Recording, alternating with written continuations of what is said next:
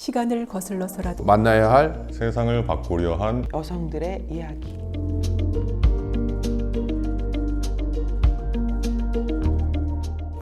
언니, 공부 다 마치면 뭐 할 거예요? 당연히 비행사가 되어야지. 그리고 임시정부 청사로 곧장 달려갈 거야. 임정 어른들한테 말하려고. 비행기를 사주십시오. 제가 몰고 가 조선 총독부를 폭파하겠습니다.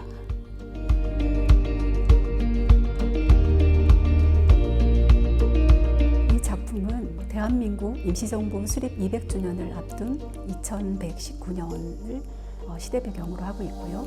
그리고 과거 일제강점기로 시간여행을 하는 그런 청소년 역사 소설입니다. 이 시대의 그 한국은 알 수 없는 해커 세력의 랜섬웨어 공격으로 일제강점기 시대를 좀 중점적으로 많은 역사 기록 자료를 다 잃게 됩니다. 그래서 사실은 그 독립운동사 박물관을 중심으로 해서 연구자들이 이 기록 자료를 다시 복원하려고 굉장한 노력을 기울이는데요. 그래서 사실은 대부분 많은 부분들을 복원을 해내는데 몇 개의 기록 자료는 유물만 남아있고 복원이 되지 않습니다.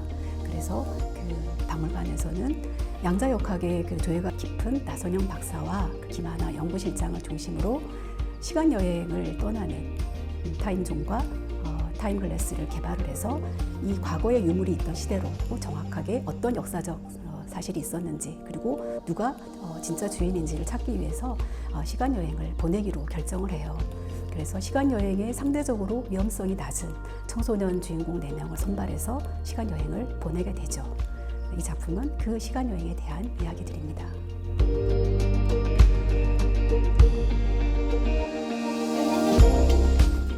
시대의 모순과 자신의 꿈을 일치시킨 점이 참 매력 있었어요. 당시 그 여성들은 굉장히 사회적인 지위가 낮았고 또 사회 활동도 굉장히 좀 부자유했던 시대인데 더구나 나라마저 빼앗긴 그런 좀 불우한 시대였는데 권기옥 선생님은 당시 여성들로서는 쉽게 꿈꿀 수 없는 그 비행사의 포부를 품죠. 그리고 끝까지 자신의 꿈을 실현해냅니다.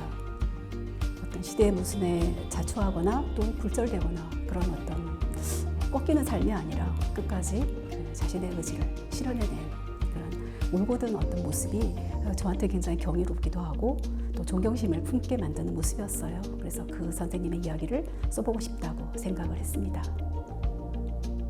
너처럼 생각하는 사람들 때문에 내가 지금까지 살아남았지. 나는 여성이기만 한 게 아니라 혁명가이고 독립운동가야. 그런데 적들조차 나를 동등한 인간으로 보지 않아.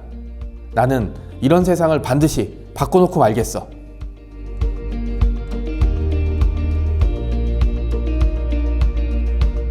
주세죽은 당대에 굉장히 비난을 많이 받은 인물입니다. 여러 가지 문제로 비난을 받았는데 그렇기 때문에 저는 한 번 더 조명을 좀 해보고 싶었습니다.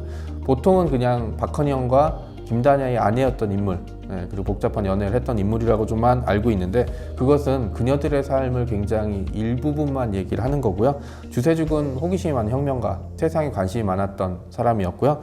이런 여러 가지 관점에서 혁명가나 이런 여성으로서의 관점을 바라봐야 되는데 앞서 말씀드린 그런 관점들 덕분에 그녀의 진정한 모습이 가려졌다고 저는 생각하고 있었거든요. 그래서 이번 기회에 주세죽을 좀 소개해드리고자 했습니다. 대표적인 게 이제 1920년대 중반에 단발을 하고 그 사진이 실리면서 이제 어마어마한 비난을 받았는데 지금 생각하면은 그 단발했다는 것 자체를 가지고 사회적인 이슈가 될 만한가라고 생각을 하는데 그게 이제 불과 100년밖에 안 됐다라는 사실을 사실 책을 쓰면서 좀 여러모로 생각한 지점이었습니다.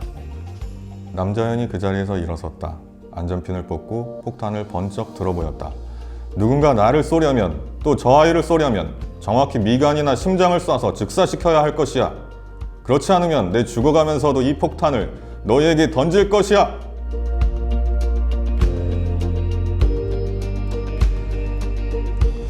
일단 우리나라에서 그 독립운동사에서 여성들은 상대적으로 조명을 좀 많이 받지 못했어요. 그래서 최근에 와서야 매스컴에서 조금 다루기 시작하고 영화에서 좀 다루기 시작하면서 이제 알려지기 시작했는데 그 중에서도 남자연 여사는 직접 사이토 마코토 총독을 암살 시도를 하기도 했고 그리고 만주국 정권대사 무토 노부요시 암살 시도도 했었고, 그리고 그 독립에 대한 열정과 의지, 그리고 동료를 위해서 스스로 단지를 3번이나 하신 분이세요. 그래서 많은 분들이 이렇게 열심히 독립운동을 하시고 열정을 보여주시고 자신을 헌신한 남자연 여사보다 상대적으로 남자 독립운동가들이 좀 많이 알려진 부분이 있어서 그런 부분들을 좀 더 주목을 하고 또 이야기를 쓰고 싶었고, 무엇보다도 1932년 국제조사연맹단이 만주국 실상을 조사하기 위해 들어왔을 때 남자연 여사께서 왼손 4번째 무명지 2마디를 절단하시고 직접 혈서를 쓰셨어요. 조선 독립원이라고 해서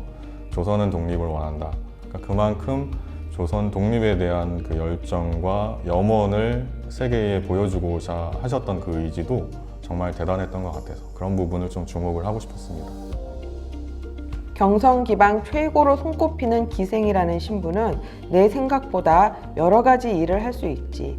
친일파 고관 대작들과 허물없이 지내며 그들이 주고받는 대화 속에 들어있는 각종 고급 정보를 알아낼 수도 있고, 오히려 총독부 관리들과 친분을 유지하는 덕분에 의심 없이 지하 활동을 할 수 있거든.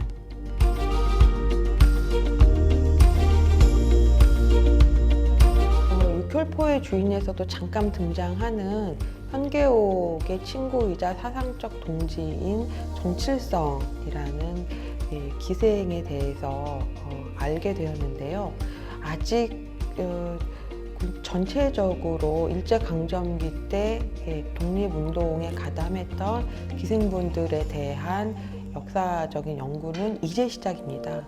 2000년대도 지금 거의 2010년대를 넘어와서 발굴되기 시작했고 연구되기 시작했기 때문에 아직 많은 사료들은 없지만 그분들이 분명히 존재했었고 그분들의 활약과 업적들이 분명히 존재함으로써 우리가 그것을 더 열심히 공부를 해서 근데 그건 이제 작가들이죠. 우리라고 말씀드리는 건 작가들인데 작가들이 더 열심히 공부를 해서 우리 청소년 독자들에게 그러한 분들의 그 발자취를 좀 생생하게 그리고 재미있게 전해주었으면 하는 바람이 있고요.